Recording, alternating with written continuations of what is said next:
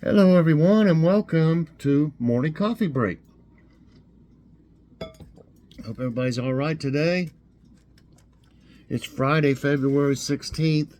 Currently, it's 38 degrees. High today is 53. That's pretty comfortable, really. 70% chance of rain, though, today. I knew it was going to rain again soon because I looked at the forecast, for like the next week. Winds are at 4 miles per hour right now. Yesterday was a beautiful day, and we got out and did some things. We went to this a new Dollar General. It's like the Super Dollar General. I think that's what she called it, the cashier. It's really big compared to the other one here in town, and it's got produce, frozen foods, a huge milk section, which the milk section was empty, and so was the frozen foods. And I asked them, I don't know if it was the manager, but I asked her why, and she said that the coolers went out, all of them. That doesn't seem like that should be a huge problem, because there's got to be a common reason between those. I guess they're all connected, like one huge cooler or one huge freezer. But some of them, they're more compartmentalized, where they would, if one went out, the others would still be okay. But she said that's what happened, and they haven't been over there to fix them. Got a brand new store, and they're dragging their feet fixing the cooler and freezers. Brand new, they shouldn't do that. And normally a company, if something like that happened, they'd have somebody there in hours, So it just, I don't know what's going on with them, really. It doesn't make sense not to repair your stuff. They probably lost everything that was in it or something, if it went out overnight or something. If they didn't have an alarm that would go off, if it went down to a certain temperature. So anyway, you can speculate all you want, but the bottom line is they don't have any. Only thing, they did have one cooler with ice cream in it, but all the other cooler and everything in the milk section was empty. So hopefully next time we go there, they'll have that fixed, or we'll see how long it takes them to fix it. They just don't seem like they're very on the ball at all. Today there will be an out and about with Mike and Joy. We had to take my Valentine's present back. It was a necklace, and it was too short. 18 inches is like tight. I couldn't, So she ordered the same type necklace, but, a bigger one. And we took that other one back.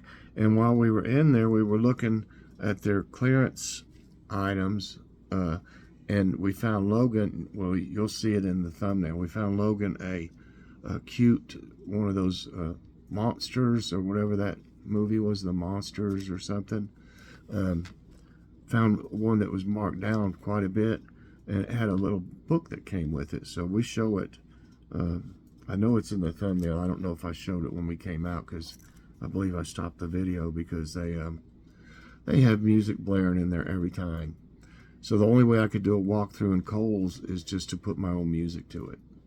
There's no other alternative, so we didn't do it this time. So I got the out and about to there, and I don't know if I kept filming when we left or not. We've been pretty busy the past few days. Joy's getting ready to turn 65 in March, which we have been patiently waiting for her to be able to get some insurance. She's already got her Medicare card, and in a few days, Monday, I made an appointment with my insurance agent to get Joy a supplement. My throat's been bothering me. To get a supplement for her. So we got an appointment on Monday to go see her, and we're going to a town that's not real far away. It's in another town. And we'll definitely have to do some video. It'll be totally different scenery. I think you can see some mountains up there, because Roan Mountain isn't really too much further if you keep going and stuff. And that's a big bunch of mountains up through there. So might get some good video in, some good free out and abouts for y'all. And I haven't been up there in years. Neither one of us had. I used to deliver stuff up there for the last company I worked for, Kelly's Foods, and it was It's a pretty busy town. It's not as big as the one we live in, though. So anyway, enough about that. And I've got a taste test today. I got this at Dollar General. It's Shamrock Farms. They've been around since 1922. Limited edition birthday cake, whole milk. And I don't think this is going to be that great for you. I'm just guessing because it probably has a lot of sugar and stuff. So, you know, this is just a once in a blue moon thing for us to get something like this. Just thought it'd be interesting to try it. But, yeah, it's a 320 calories if you drink the whole thing. I'm not going to. I'm just going to try it and give her the rest or something. It's got 15% of total fat, 35% saturated fat, no trans fat, 12% cholesterol, 11% sodium, 15% carbs, no fiber. It's got 48% of sugars. It's not as bad as, let's say, a Coca-Cola or something, but, you know, bad enough. It's got a lot. The next ones are good. It's got 12 grams of protein. That's 24%, 25% vitamin D, 35% calcium, and 10% of potassium. So like I said, you know, I just wanted to try this. Well, Joy actually picked it, and I said, you know what? I want to try that on morning coffee break. Okay, it's got another foil thing on it. Smells good.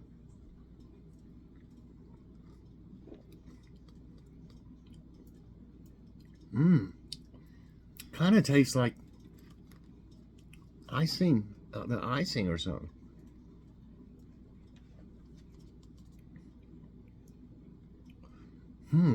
That is good. It's really good, but to me it kind of tastes like icing in a way. I don't know if I can really taste what I would consider cake, you know, but it does kind of taste like icing, but it tastes good.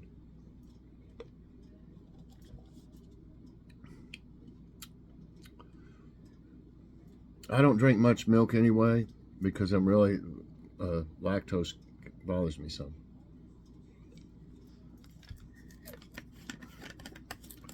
Well, I love the flavor, but you know, on the nutrition facts, I'm just going to give it a 2.5. I'll go halfway with it because some of the things are good at the bottom, the protein, the vitamins, the calcium, potassium.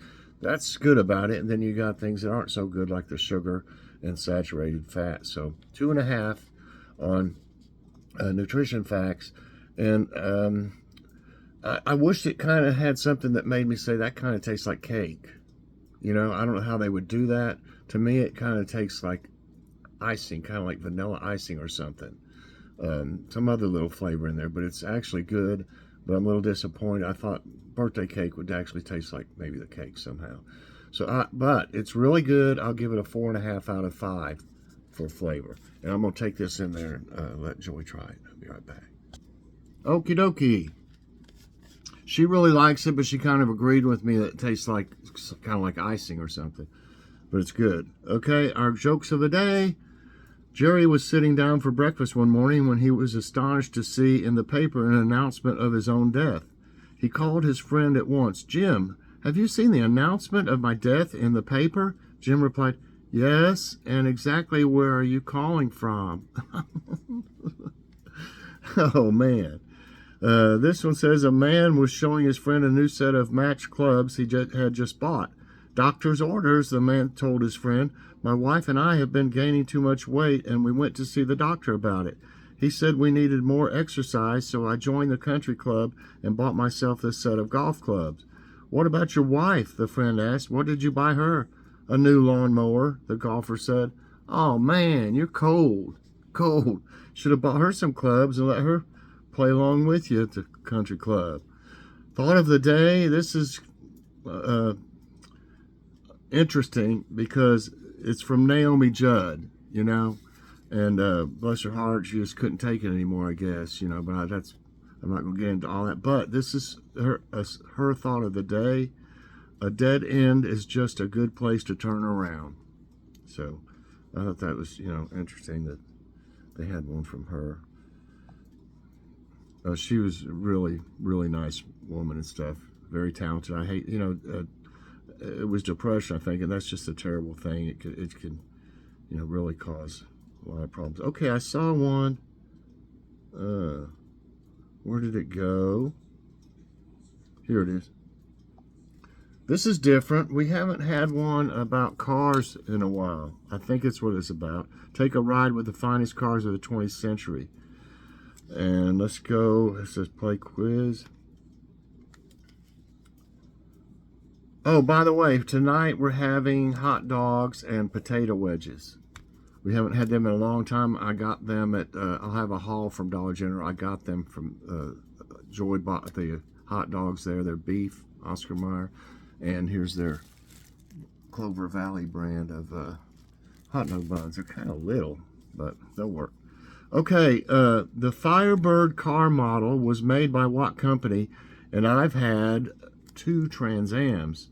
I had a Trans Am exactly like the one in Smokey and the Bandit with the T-tops, black, gold, all that. It was exactly like it.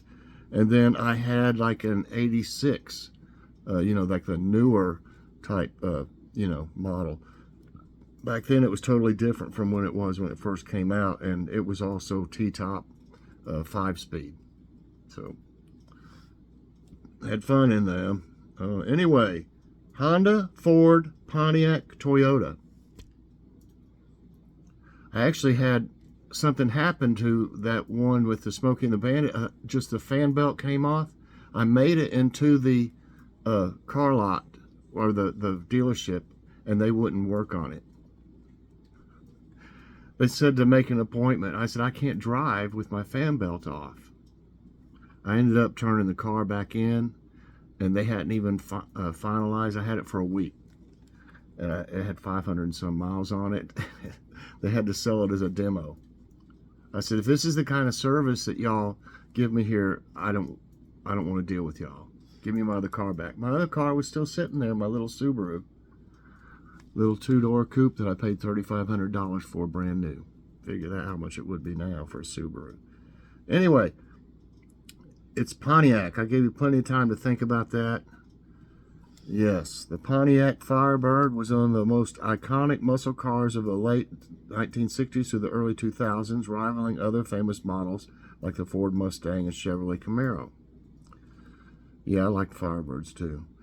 Which car manufacturer invented the Model T in 1908? I think a lot of people will know this.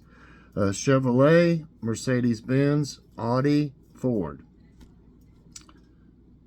I think everybody probably knows that pretty quick. Ford, and it was cheap too. I don't know if it'll say. The Ford Model T is an automobile that was produced by Ford Motor Company from October 1, 1908 till May 26, 1927. It doesn't say how much it was. There was something like $500 or something. Cheap. And I'd say they were probably better built than some of the stuff now. Which of these manufacturing companies produces luxury sports cars? Fiat, Mazda, Lamborghini, Ford. I think everybody will know this one. It's Lamborghini. And 97% answered that. Lamborghini was inspired to make cars due to his dissatisfaction with his Ferrari car. As the story goes, Ferruccio Lamborghini, who was already a successful businessman in the tractor manufacturing industry, was dissatisfied with his Ferrari and decided to meet with Enzo Ferrari. However, Ferrari allegedly dismissed his complaints, and he decided to create his own high-performance car. Wow. Next question. Got 3 right. None wrong. Which company launched the first mass-produced hybrid car? Ford, Chevrolet, Toyota, Honda. And I guess that's a electric car right there. I want to say it was a Toyota. Toyota, I'm pretty sure is the yeah, that's it. While all the starts and stops of the electric vehicle industry were in the second half of the 20th century, helped show the world the promise of the technology. It was the Prius. Next question. The Monza was a 1954 car released by which company? Monza. Oh, yeah, that's the one. That's it, I think. It looks like a little Corvette or something. I think that's it. It's small, though. Lamborghini, Porsche, Ferrari, BMW. Monza. No, I'm thinking of another car. But if that's it, that looks like a Camaro. But these are none of those companies. Monza, 54. BMW was around, sure. Ferrari. Oh, wow, I don't know. This is going to be a total guess. I'm going to say Ferrari. Oh, I got it. The Ferrari Monza is one of a series of cars built by Ferrari. In the early 1950s, Ferrari shifted from using the compact Giugiaro Colombo designed V12 engine in its smallest class of sports racers to a line of four-cylinder engines designed by, I can't even pronounce it. What kind of car is associated with James Bond? Aston Martin, Porsche, Audi, Ferrari. And I think this might be his car. It looks like the car he had right there. I'm a big fan of 007. I've seen every 007 movie. Sean Connery was always my favorite, and I've seen all his many times. It's an Aston Martin. Yes. The Aston Martin DB5 is the car that started it all when it debuted in the 1964 James Bond film Goldfinger. And it's been in 6 more Bond films. Which of these Chevrolet cars was discontinued in 1977? Onyx, Tracker, Chevelle, Cruze. 1977. Oh, wow. 77. Tracker? Was it Tracker that they had problems with? I can't remember for sure. I know they had something, I think, called a Tracker. I'm going to go with that. If I miss, I miss. Yeah, it's Chevelle. And I was thinking that too, but I was thinking, you know what? I don't think it was still around then, but it was. I can't believe I missed that. Okay, it's a Chevelle. I missed one. As one of Chevrolet's most successful nameplates, the Chevelle can never be forgotten, even though it officially left the market in 1977. Those were some nice cars. What company was founded by William Durant in 1908? BMW Group, Ford Motor Company, Volkswagen, General Motors. I really don't know. I know it's not Ford because that was Henry Ford. BMW, Durant. I think that's British Motor Works or something like that. Volkswagen, you think would be a German name. General Motors, it might be in 1908. General Motors. I'm going to go with General Motors. It might be BMW. Oh, it was General Motors. William Crapo Durant, a middle name, C-R-A-P-O. Crapo was born December 8, 1861 in Boston, Massachusetts, and died on March 18, 1947 in New York City. He was an industrialist and founder of General Motors. 7 right, 1 wrong, got 2 more. Which of these vehicles is not manufactured by Volkswagen? Polo, Vento, EcoSport, T-Cross. I haven't really hardly heard of any of these, so I'm not for sure about this one. Oh, man. EcoSport sounds kind of, I don't know if Volkswagen would have one called that or not. T-Cross. I don't, the first one I thought was EcoSport. I'll go for it. Yeah. The Ford EcoSport was and remains a popular car because of the great package of this compact SUV. Company decided to leave. The EcoSport seems all set to rule the pre-owned market. Okay, so Ford made that. One more. What iconic car was first designed for military reconnaissance? El Camino, Mini Cooper, Jeep, Beetle. I think everybody probably knows this. The Beetle was, German, a German, vehicle that they used in the war. But I know they used the Jeep. It goes everywhere, so I won't say that. Jeep, yeah. In June 1940, the World War II on the horizon, the U.S. Army solicited bids from 135 automakers for a 1/4 ton light reconnaissance vehicle tailored to Army specifications. Only 3 companies responded: Bantam, Willys, and Ford. But within a year's time, they collectively produced a template for the vehicle known worldwide as the Jeep. Well, that's interesting.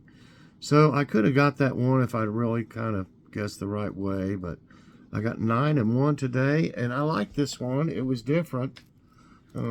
Try to pick out something different as often as it has. I don't look through all of them. I get a bunch of them now. Just one I try to find one that's a little different each day. So I hope y'all enjoyed this morning coffee break. If you did, I hope you'll press that like button. Also subscribe if you haven't already, and share this out, and hit that so you get all my videos as soon as they come out. Thanks for watching, everybody. Check out and About with Mike and Joy later on today. Bye, everybody, and God bless.